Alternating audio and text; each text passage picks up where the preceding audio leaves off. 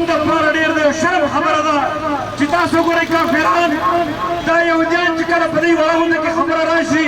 نو دا ټول یو ځای شي ټول یو موټی شي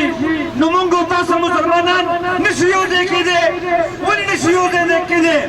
زما وروڼو زندګي الله راکړې ده او مرګ به هماغې د طرف نه وي نه مخکې مړ کېدل شته نه وروسته مړ کېدل شته چې کوم ورځ موږ دپاره مقرره وي هغه ورځ باندې به مرو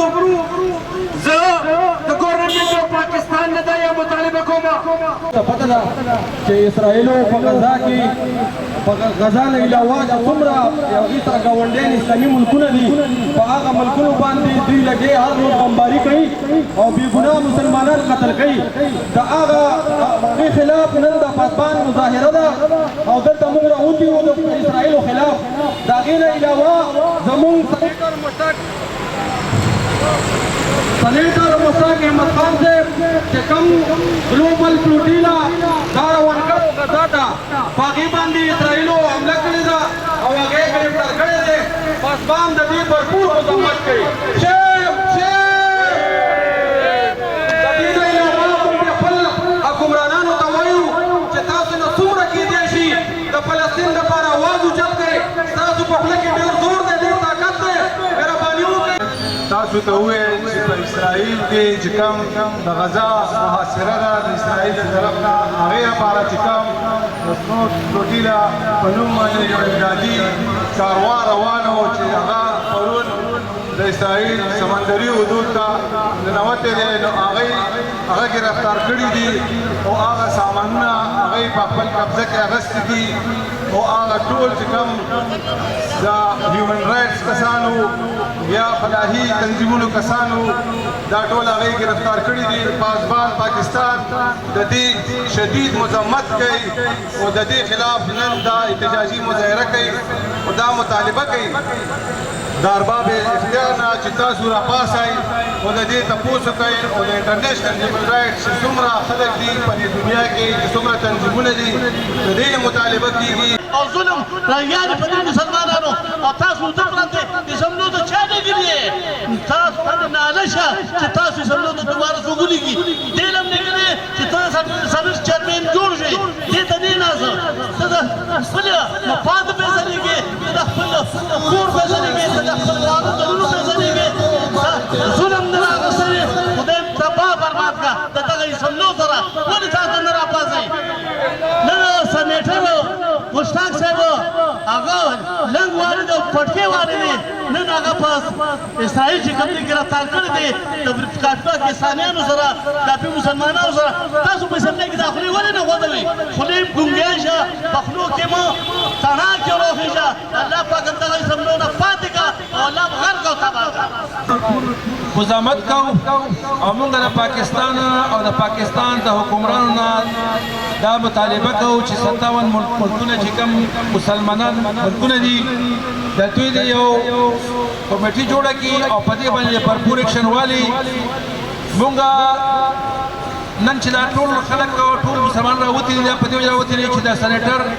مشتاق تللی دی او هغه هلته نیولی دی او د هغه سره چې کوم ملګري دي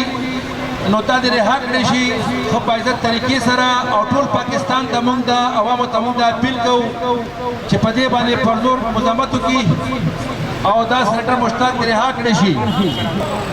د پاسبان مرکزي ډویژنل او د ډسټریکټ ملګري ذمہداران زما د انفورسمنٹ ادارو ورونه د پرنټ او الکترونیک میډیا زمونږ ورونه او کارکونان الله پاک دې ستاسو دا هیله دا کوشش دا همت دا جرأت دا بهادري دا وقف ورکول په خپله باغانې قبول او منظوره کړي عزتمند ستړي بیایي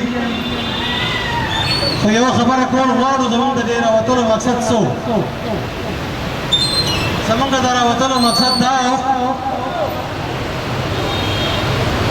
چې کومه په فلسطین باندې برابریت او جارحیت روان دی کم دا هغوی سره ظلم روان دی د هغې زموږ حل وي خلاف یو خلاف به وو هغې خلاف موږ خپل احتجاجونه وقتا په وقتونه ریکارډ کړي دي خو دا اوس چې کومه د امن قافله روانه وه د دنیا د 200 ملکونو او په دغه قافله کې 490 کسانو چې پکې د پاکستان نمائندګي 1600 کسانو کوله د مختلفو پارټو کسانو پکې سنیټر مشتاق صاحب سره زموږه